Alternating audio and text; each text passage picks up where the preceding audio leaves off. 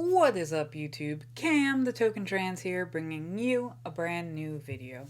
Today, we're going to be talking about gender euphoria versus gender dysphoria.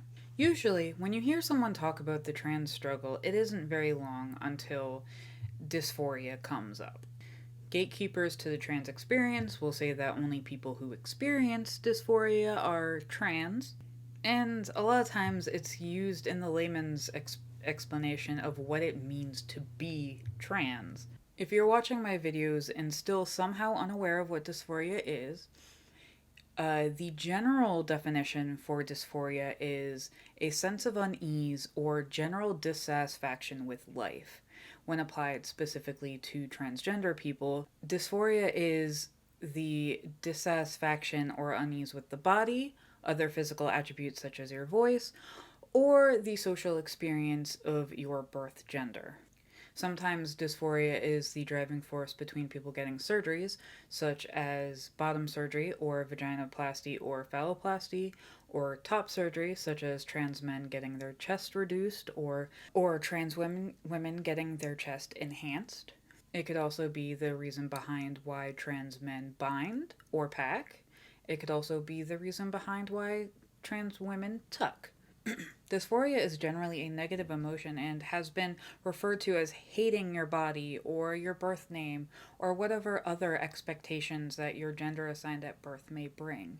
Hinging the idea of being trans on dysphoria is problematic because then it brings the anxiety of, well, what if my dysphoria isn't enough? I will publicly admit that there was a time where I was one of those people who thought that if you didn't have gender dysphoria, then you weren't trans. And then I learned about gender euphoria, and it made me realize how ignorant and wrong I was about the intricacies of gender and being trans. Gender euphoria is basically the opposite of gender dysphoria. It is the sense of happiness and rightness that presenting as or being read as your gender brings. It's the joy a trans man could get when he's referred to as sir. It's the feeling of joy you get when you're gendered correctly. Or when you look in the mirror and you finally see the person that you always knew you were meant to be. This feeling of rightness is way more affirming because there's no metric to what is the right amount. If you feel more right as one gender than the gender that you were assigned at birth, then you're trans. Full stop. Doesn't matter if you suffer from dysphoria or not. Because of how affirming it is, gender euphoria is way more important for finding out you're trans than gender dysphoria could ever be. Because some people are just plain old neutral towards things regarding their gender assigned at birth. And because the idea of hating your body is pushed on the trans experience, some of those people don't realize they're trans until way later. Okay, so this is a little bit more jerry-rigged than it normally is because you guys aren't on my tripod or anything, but that doesn't matter. So I wanted to add about how dysphoria is not great for pinpointing whether you're trans or not, especially for AFAB people, assigned female at birth people. We're taught from such a young age that we're supposed to hate our bodies and we're supposed to constantly want to be thinner or curvier or bigger boobs or smaller boobs or whatever else, that hating your body makes it harder to realize that you're trans. And it's not until you get your first bout of gender euphoria that where it's like, oh shit, this is what it feels like to be trans.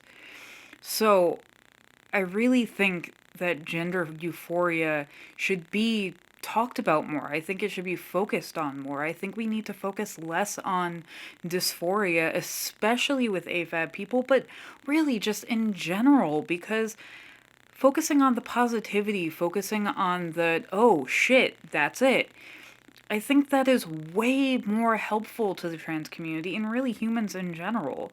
We need to stop focusing on the hatred we have for our bodies. We need to start focusing on the things that we like about our bodies and our gender and whatever else. So I really think that euphoria is the thing to focus on. Anyway, I just wanted to interject with this. I'm editing the video right now, and I realized that I still had some things to say, so I got out my camera and I decided to talk at you guys a little bit more. But I wanted to say thank you for watching, and that ends this interjection. Bye. We need to more explore the intricacies and complexities of gender identity because it seems like gender varies so wildly from person to person. It's a very individualistic thing. So tell me about your gender euphoria versus your gender dysphoria. I posted a couple TikToks asking about the most ridiculous thing that you've ever been dysphoric about and the first time that you've ever felt gender euphoria. So tell me, when was the first time that you felt gender euphoria?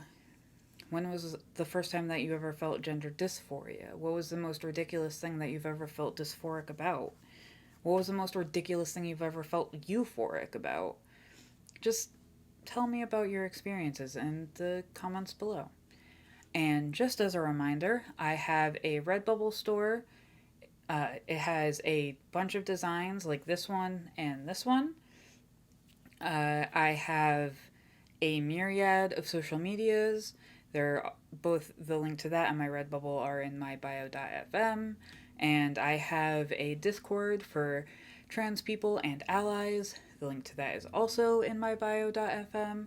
And I will see you guys in the next video. Bye!